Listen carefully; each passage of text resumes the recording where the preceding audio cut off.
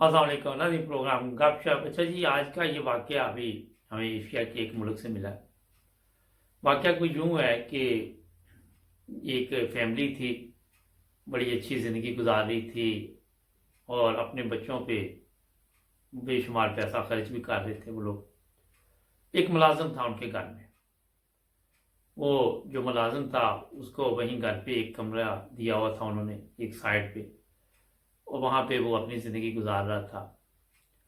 अब जो उस वक़्त हालात थे, ये लिखते हैं कि मैं तालीम हासिल नहीं कर सकता था, मगर साहब अच्छी सोच के मालिक थे। उन्होंने मेरी मदद के लिए मुझे एक करीबी स्कूल में, जो सरकारी स्कूल था, वहाँ पे दाखिला दिलवा दिया। और फिर बेगम साहबा सारा दिन बोलती रहती कि इसने पढ़ के क्या करना है, इसने कौन सा बड़ा आदमी बनना है। जो हमारे लोगों की सोच होती है कि गरीब ने कौन सा तीर चला लेना है, तो यही सोच थी बेगम साहबा की। ये कहते हैं कि मैं फिर अपने साहब का बड़ा शुक्रगुजार था। मेरे लिबास का ख्याल रखना, उन्होंने मेरे खाने पीने का ख्याल रखना। बेगम साहबा ये चीज़ें पसंद नहीं करती थी, मगर क्योंकि वो खुद इन चीज़ों में बड़ी एहतियात से चलते थे, साहब बहुत शरीफ आदमी थे, नमाजी परहेजी, हर चीज़ का वो ख्याल रखते थे। तो जो खाना उन्होंने खाना वही मैंने भी खाना। ये होता था कि मैं अलहदा बैठ के खाता था, उनकी टेबल पे उनके साथ तो नहीं बैठ सकता था, मेरी हैसियत नहीं थी ये। फिर वक्त गुजरता गया। कहते कि मैंने इसी तरह मैट्रिक किया और बड़े अच्छे नंबर लिए। फिर मैंने एफए किया और इस तरह एक दिन ये हुआ कि मैंने कई सालों बाद अपने साहब को ये कहा कि साहब अब मैं माशाल्लाह काफ़ी पढ़ लिख गया हूँ, मुझे एक अच्छी मुलाजमत मिल सकती है, मैंने आपकी बहुत खिदमत की है। वो बहुत खुश हुए। बेगम साहबा ने वही चार बातें सुनाई कि हमने इसलिए नहीं आपको ये तलीम दिलवाई कि आप यहाँ से चले जाएं, हमारी खिदमत करनी छोड़ दें, मगर मैंने बहरहाल कहने लगे कि सोचा कि मैं अभी यहीं रहूँगा। मगर कुछ अर्सा गुजरा ही था कि बच्चे उनके भी बड़े थे, तो जो बच्चे थे वो मुझे पसंद नहीं करते। दो बच्चे थे उनके, एक बेटा था एक बेटी थी, और किसी न किसी वजह से मुझे वो डांटते। कभी कोई बात, अब मैं भी तालीम थी मेरे पास, हर चीज़ थी, मैं इनके एहसान जो थे उनके नीचे दबा हुआ था। और एक दिन ऐसा हुआ कि मेरे मेरे से कोई गलती हुई या क्या, मैं लेट हुआ तो उनके लड़के ने मेरे मुंह पे एक थप्पड़ रसीद कर दिया। और इसी तरह जो साहब थे वो कहीं देख रहे थे, तो वो आके बेटे से नाराज़ हुए और उन्होंने उसी वक्त ये फैसला किया कि मुझे अब यहाँ से चले जाना चाहिए। और मैं भी उनका शुक्रगुजार हूँ कि चले एक थप्पड़ लगा, मगर मैं वहाँ से निकल आया। फिर भी उन्होंने मेरी रहाइश का बंदोबस्त किया कि वहाँ आप रह सकते हैं। वहाँ से बहरहाल मैंने अपना बंदोबस्त कर लिया कुछ अरसे बाद, और यूँ ज़िंदगी चलती रही। कभी कभी साहब की खैरियत पता कर लेते, फिर मुझे किसी दूसरे शहर में जाना पड़ा, तो वहाँ पे मैं कोशिश करता कि किसी तरह उनके साथ रब्ता हो, मगर शायद उनका नंबर तब्दील हो गया, क्या हुआ, वो कई साल गुजर गए। इस तरह मेरे ज़हन में वो थे, हर वक्त मैं उनके लिए दुआ भी करता था, लेकिन कोशिश के बावजूद कभी ना तो जिस शहर में काफ़ी दूर था वो शहर भी, ना मैं वहाँ जा सका। मैंने फिर शादी कर ली और मेरे पे अल्लाह ताला के इतने फजल हुए कि मैं आपको बता नहीं सकता। गाड़ी, हर चीज़ मेरे पास थी। और फिर जो मुलाजम मैंने घर में रखे, मैंने उनके साथ भी यही सलूक करना शुरू किया। मैंने सीखा ये था। ये चीज़ें बड़ी अहम है, यहाँ आपको मैं बता रहा हूँ। मैंने जो कहते, मैंने खुद खाना उनको अपनी टेबल पे बिठा के साथ खिलाना, ये मेरे अंदर तब्दीली आई, तालीम की वजह से शऊर आया। और ये सब उन साहब की मेहरबानी थी जिन्होंने मुझे अच्छी तालीम दिलवाई, चाहे वो सरकारी स्कूल में थी। एक चीज़ आपको मैं बता दूं, सरकारी स्कूल हो या प्राइवेट स्कूल हो, फ़र्क तो होता है, मगर जिन लोगों ने पढ़ना होता है वो सरकारी में भी अच्छा पढ़ जाते हैं। یہ پرائیویٹ اسکول تو اب بنے بعد میں، جو پہلے لوگ ہوتے تھے وہ جی سرکاری اسکول میں پڑھ کے بڑے آدمی بنتے تھے۔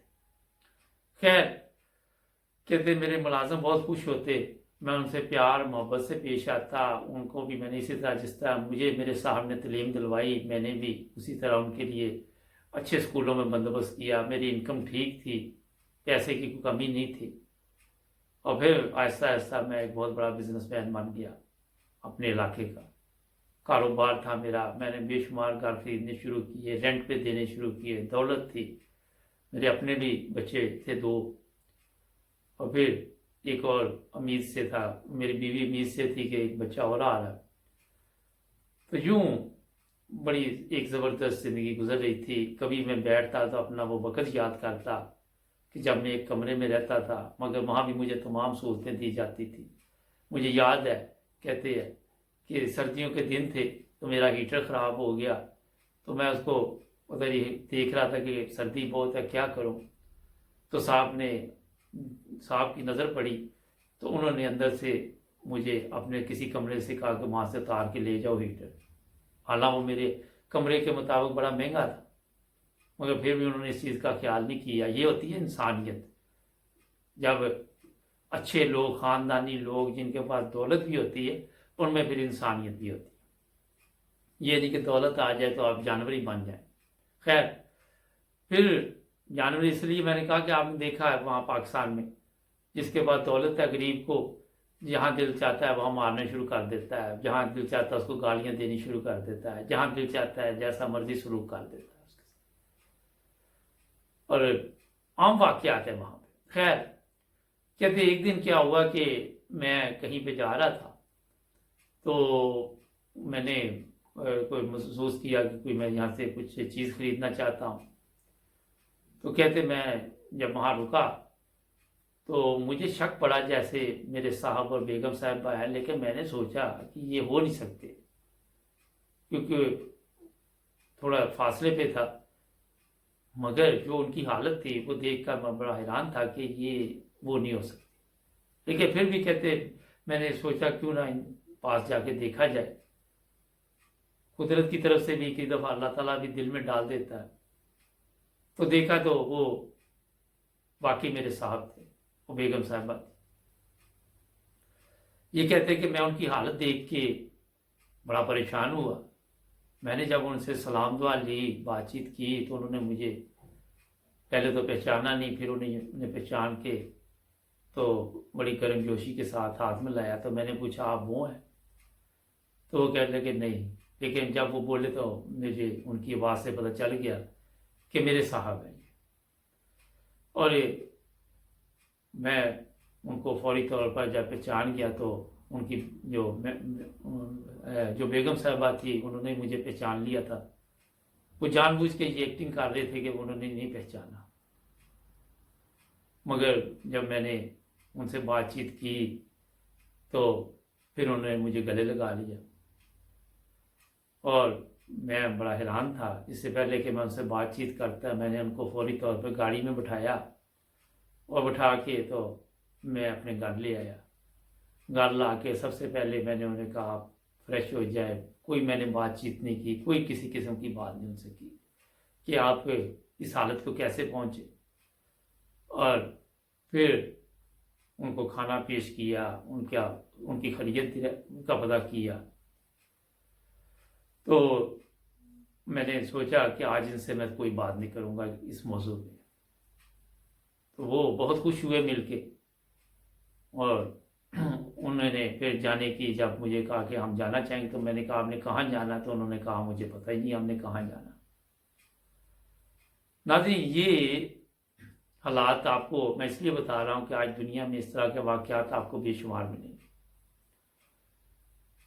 ایک بریک چھوٹی سی کہا جا رہا ہے، یہ واقعہ بڑا دلچسپ ہے، پورا سنیں، جڑے رہے ہمارے ساتھ۔ جی ناظرین، بریک کے بعد آپ کی خدمت دوبارہ حاضر۔ پھر یہ کہنے لگے کہ میں نے ان سے بات چیت کی، ان کی صحت وغیرہ دیکھی تو کافی کمزور تھی۔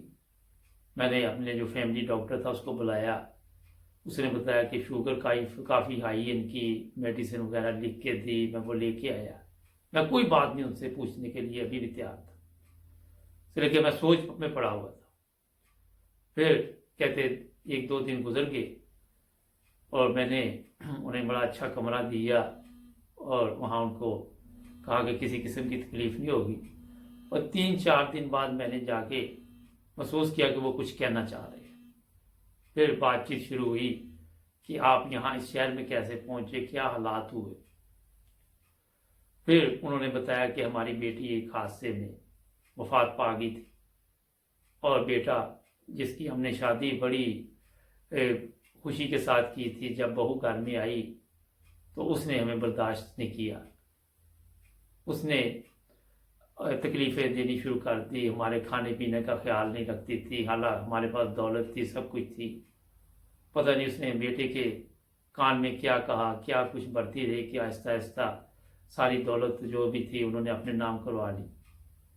और एक दिन मेरे बेटे ने भी मेरे से बदतमीजी शुरू कर दी। हम एक कमरे में पड़े रहते थे और आहिस्ता आहिस्ता ये हालात हो गए कि एक दिन हमारे बेटे की भी किसी हादसे में वफात हो गई और बहू ने हमें घर से निकाल दिया। ऐसे हालात पैदा किए कि हमें घर छोड़ना पड़ा। वो जानवरों से बदतर सलूक हमारे साथ करती थी। मुख्तलिफ मर्द घर में आते थे, उनके साथ वो बैठती थी, उनके साथ वो पता नहीं क्या क्या काम करती थी। हम बहुत शर्मिंदा होते थे। कभी किसी आदमी के साथ जा रही है, कभी किसी के साथ जा रही है।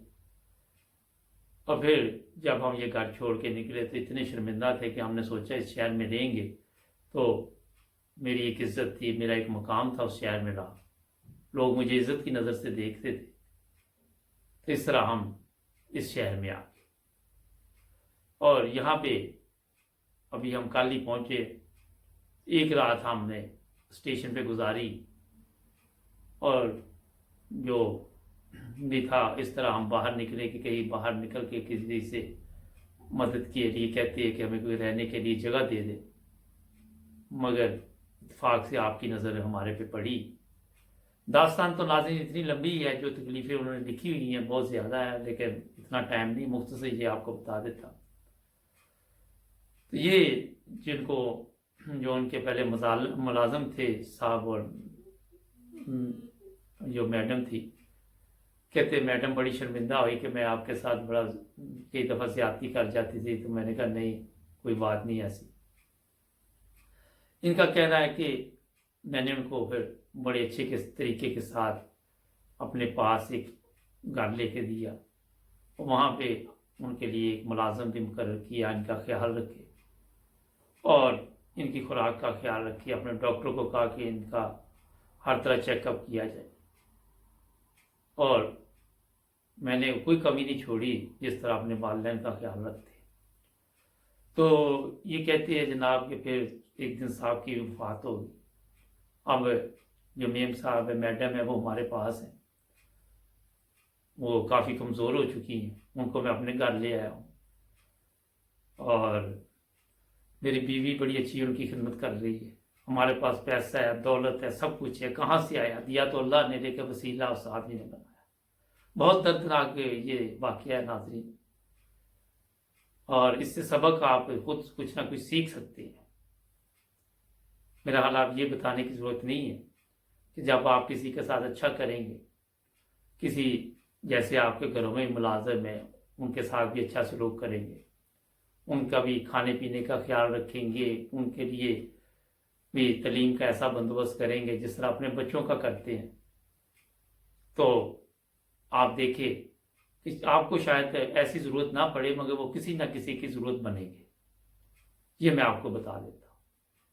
माशरे में तब्दीली, माशरे में जो हालात आज हमारे देख रहे हैं, नफसा नफसी का हालत है, कहीं ना कहीं सब तो शुरू करनी पड़ती है। उम्मीद है आज का ये प्रोग्राम आपको पसंद आया होगा। जुड़े रहना एम्बस टीवी इंटरनेशनल के साथ। हमारे चैनल को भी करें सब्सक्राइब। बड़ी तकलीफ से ये वाक़या मैंने बयान आपको किया। आपके पास भी ऐसा कोई वाक़या हो या किसी किस्म का हमें ज़रूर भेजिए। जुड़े हमारे चैनल को सब्सक्राइब करें। अल्लाह हाफ़िज़।